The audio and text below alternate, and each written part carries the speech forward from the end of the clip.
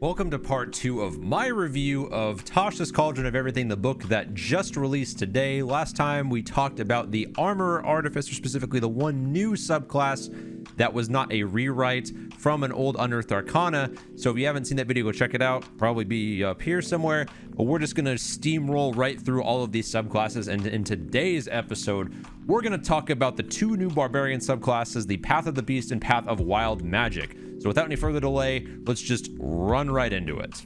Let's start off with the Primal Path, Path of the Beast.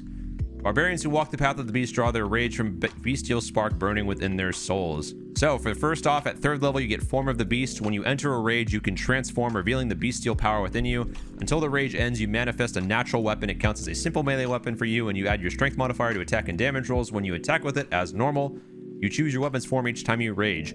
Bite. Your mouth transforms into a bestial muzzle or great mandibles. It deals 1d8 piercing on a hit on each of your turns. When you damage a creature with this bite, you regain a number of hit points equal to your proficiency bonus, provided you have less than half your hit points when you hit. So life steal, small life steal when you're below half health. Claws. Each of your hands transform into a claw, which you can use as a weapon if it's empty. It deals 1d6 slashing damage on a hit on each of your turns when you attack with a claw using the attack action. You can make one additional claw attack as part of the same action. So you automatically get your first multi-attack at level 3 if you take claws rather than level 5. Tail. You grow a lashing, spiny tail, which deals 1d8 piercing damage on a hit and has the reach property. If a creature you can see within 10 feet of you hits with an attack roll, you can use your reaction to swipe your tail and roll a d8, applying a bonus to your AC equal to the number rolled, potentially causing the attack to miss you. So tail for tanking, it seems to be the general idea here. You can possibly negate one attack per turn. But adding a d8 to your AC is very significant, so do not sleep on the tail transformation on this ability. Next up, we have Beastial Soul at level 6.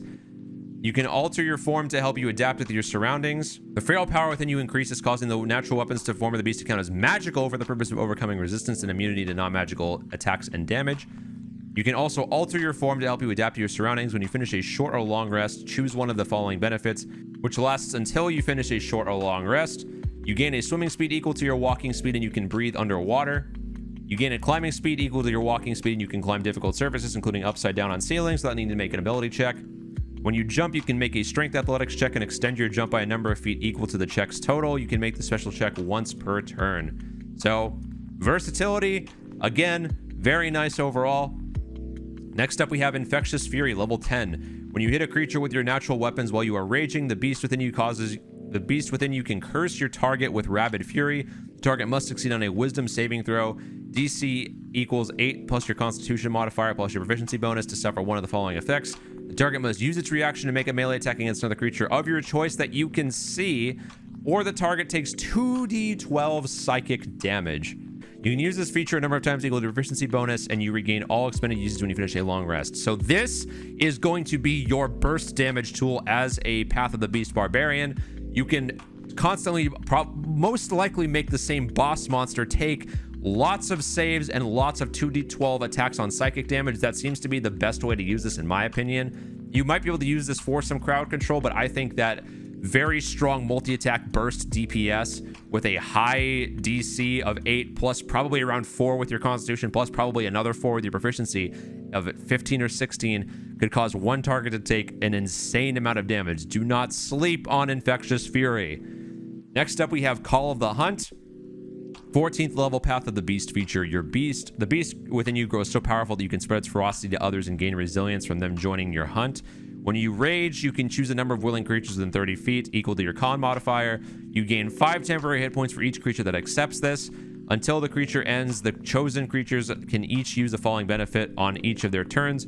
When the creature hits a target with an attack roll and deals damage to it, the creature can roll a d6 and gain bonus damage. You can use this feature a number of times equal to your proficiency bonus and regain all uses when you finish a long rest. So your con modifier at level 14, probably going to be 20, let's be honest. So you can have 5 creatures. You're going to be getting about 25 hit points, maybe 20 if you didn't happen to get 20 yet.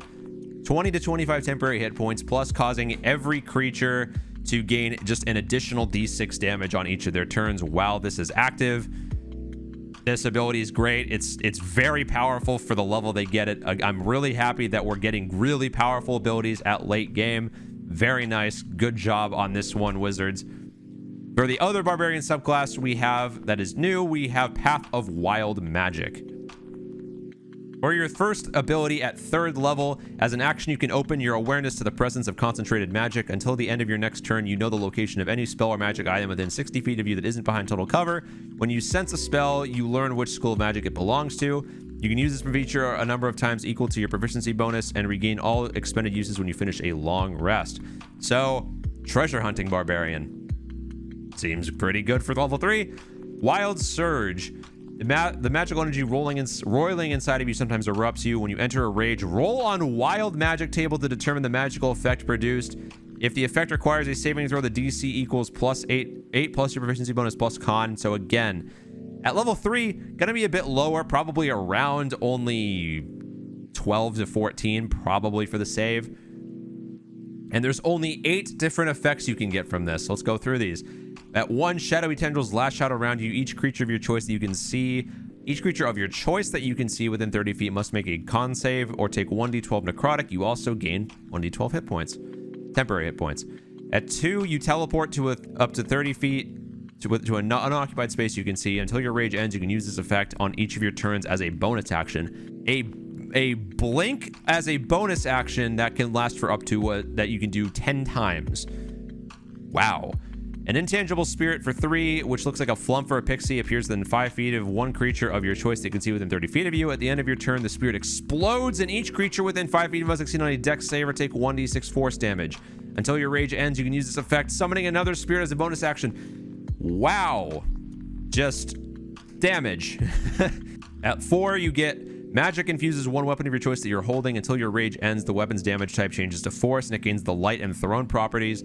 With a normal range of 20 feet and a long range of 60 feet, if the weapon leaves your hand, the weapon reappears in your hand at the end of the current turn. So your weapon becomes a throwing weapon. Very interesting. It also becomes magical. Note that. Whenever a creature hits you with an attack before your rage ends, that creature takes 1d6 force damage as magic lashes out in retribution. So, automatic damage to a target that hits you. None of these seem bad. I want to make that known. For a wild magic type class that typically has a lot of very deadly ones for yourself, for wild magic sorcerer, all of these seem like you would want these. Let's keep going. At 6, until your rage ends, you are surrounded by multicolored protective lights. You gain +1 bonus to AC, and while within allies within 10 feet of you, gain the same bonus.